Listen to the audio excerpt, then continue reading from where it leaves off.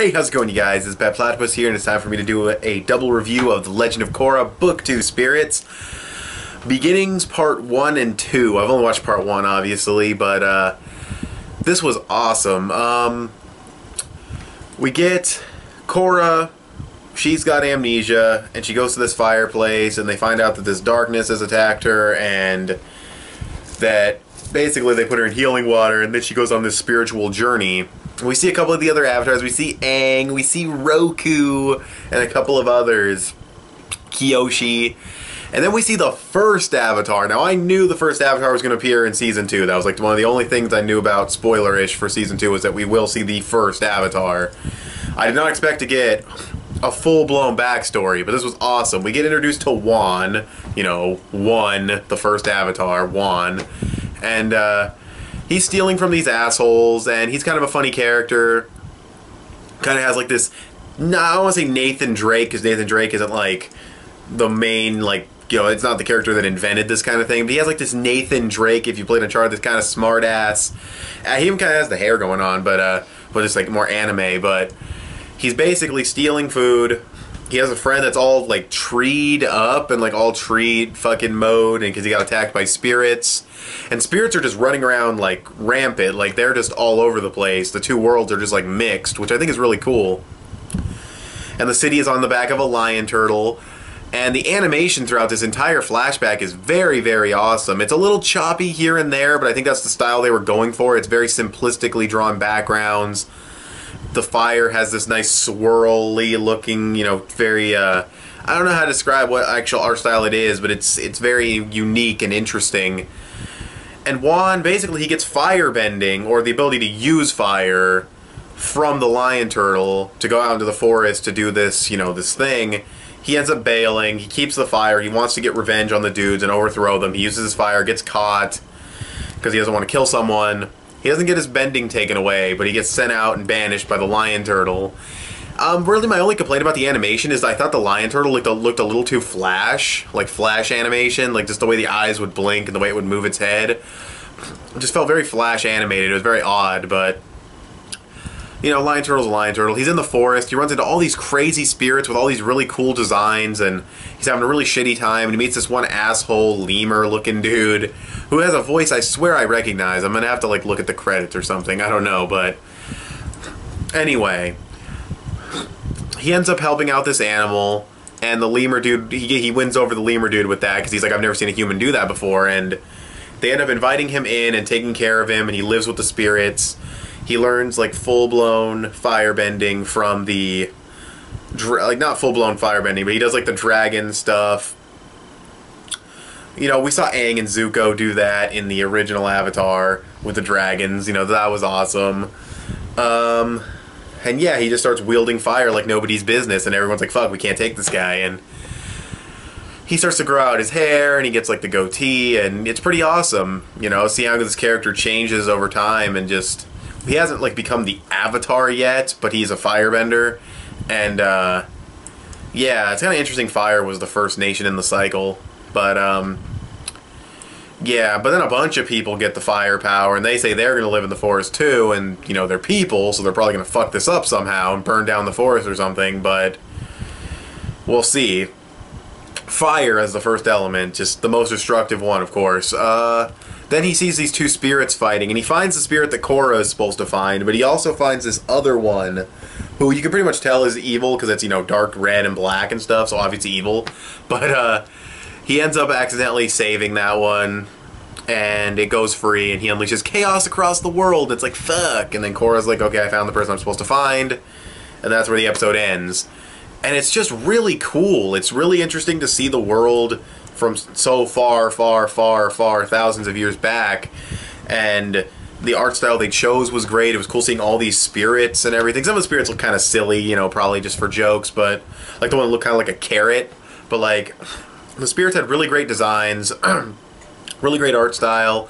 We see dudes, like, straight up die in this fucking episode. Like, we see, like, 3 dudes just get fucked over. Like, this one dude gets sucked into the grass, this other dude gets taken away by bugs, and the other dude gets his body transformed to, like, a lemur body thing, because the other dude possessed him, and that dude was kind of a funny character. He was kind of an asshole, but he was kind of a funny character. and he considers Juan a friend by the end, and it's really cool. This is like the best material we've gotten from this season, and it has to do with a completely different avatar, which is kind of sad, but still, it's good material nonetheless, and kind of surprised they focused the entire episode on it, because usually with Avatar they have like the main focus and then a subplot, but this was all Juan, and that was pretty awesome. But yeah, overall I thought it was really cool. It was cool seeing the world like that. It was cool seeing him train with the dragon, you know, the same thing Aang and Zuko did. It's just really, really badass to see the first Avatar in general, but it was a really well-presented episode. I haven't watched all of the original Last Airbender in a while. I don't know if this is breaking any continuity with, like, the Lion Turtle, whatever. I'll have to, you know, I'm rewatching the original Avatar, like, not right now, obviously, but I'm in the process of, I'm in Book 2, Earth.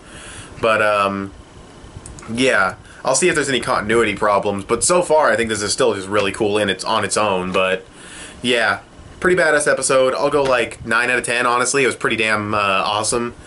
Now we'll see how Beginnings Part 2 fares. Okay, you guys, Beginnings Part 2. Oh, what is this guy? Dude, Juan is a beast, man. Way better than Korra. Way, way better than Korra. Which is sad, but it seems like Korra might actually be getting some solid development now. But anyways, we pick up where the last one left off. He freed Vaatu, and him and Raja or whatever, they have to team up. Of course, she doesn't want to, but they have to team up. And what he does is he decides to find all the turtles and get all the elements from them, because the turtles used to give out the element. And at the end, we see that they don't do that anymore, so people just start becoming born with it. I guess the descendants of this current group of people. But anyways, excuse me. He goes around getting the elements. He's mastering each one. He can use all of them when she's inside of him, but if she stays inside too long, he'll die. And Vaatu's getting stronger, and spirits are at war with people, and the people are assholes, and it's because of something he taught them, which is just even more of a burden for the character, and they don't delve too much into that, but still, you know that probably affected him. I think he even says this is not what I had in mind, and they go to the final battle with Vaatu, and he fights, and he ends up, it's kind of weird actually, he's merged with her, and he's basically just saying, you know, well, if I don't, you know, win, he's going to destroy the world anyway. Doesn't matter if I die. Dude's awesome. He ends up touching one of the portals, and they end up permanently fused. I'm not sure how that works, but it was not too bad. He ends up going into the Avatar state as we know it, and you hear a different rendition of the original Avatar theme song in the background as he's doing all the elements and fighting, and that was, that was beastly. Loved it. He ends up sealing Vaatu so that there's more balance. He sends the spirits back to the spirit world and says he's going to be the bridge. And he basically says, you know, I fail. You know, we see years and years into the future when he's old, and he's like, I failed. People are still at war, and there's still darkness. And the one chick, Raja or whatever, is just like, well, we're just going to try again and try again. We're always going to be together. So that's the trick right there. That's the origin of the Avatar. And again, I don't know what kind of continuity this might break. I don't know how much sense this makes. Overall, I haven't seen the original Avatar in a while, but I don't feel like this stuff was touched upon in the original Avatar too much, so I don't think it would be breaking that much continuity, honestly. But, I mean, Aang never found out about a spirit, you know, named Raja or whatever that was inside of him, and that was the way he entered the Avatar state. That was never really said, you know, that was never addressed with Aang, so I mean, it's kind of weird, but it's not too big of a deal. But yeah. Anyway, anything else? The animation was still the way it was before, but it was the fighting was seriously badass. The way they animated the elements was awesome. Vaatu is a cool-ish villain. Because he has to close off the portal so Vaatu can't escape or whatever. But we see that Korra opened it because of the fucking uncle, and we gotta see what the uncle's agenda is. Is he trying to free Vaatu? Like, how does he know about all this stuff? And what's his end game? We still need to find out what that is. But Korra gets her memories back after this is all said and done. You know, the Avatar is born. We had the first Avatar, and now, you know, all the way down the line, and now we have Korra, who's not as good as Juan or Aang, but we'll see where she goes. This is definitely going to be the season that develops her character. The first one did, but I guess they wanted to start from scratch. I don't know why. Hopefully she gets better, but she has to close the portal. She takes a sky bison, which is awesome. And yeah, she has her memory back, and short-lived loss of memory. The loss of memory was almost pointless, like really. She could have just been knocked out, had a dream, and then woken up, and then boom, there you go. She didn't have to lose her memory, but it's not a bad thing. It's just kind of pointless, but whatever. She goes off on the sky bison to close the portal, and that's where the episode ends. Very, very, very good stuff. Wan is awesome. The art style is awesome. The action was awesome. Playing the original Avatar theme was awesome. Very well told origin story for the Avatar. And yeah, I just thought it was fucking great. I'm going to give it like a fucking... Honestly, I'll give it like an 11 out of 10. I'm not even kidding. I enjoyed it that much. The action, fantastic. Just all around. It's just great character with Wan. He's just... The way he developed from the beginning of his little story. Just in 2 episodes, you have a better developed character than Korra, which is kind of sad, but it's pretty awesome at the same time. And I still want to see the way the rest of the season unfolds. I still think the season is good overall. A couple of episodes that I thought were kind of meh, but overall I think it's a good season. So, yeah. I'll go an 11 out of 10 for this episode. I was pretty blown away, honestly. You know, just to see how everything played out. It was just really, really good. I mean, maybe 10.5, 11, fuck it, don't get technical. I'll give it an 11. I'll be happy about this episode, you know.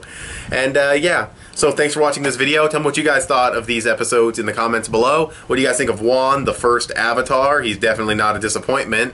Because, you know, being the first Avatar gives you hype, and he lives up to that hype. But anyways... Yeah, so like I said, thanks for watching. Tell me what you guys thought of these episodes in the comments below, and I'll talk to you guys later. Bye.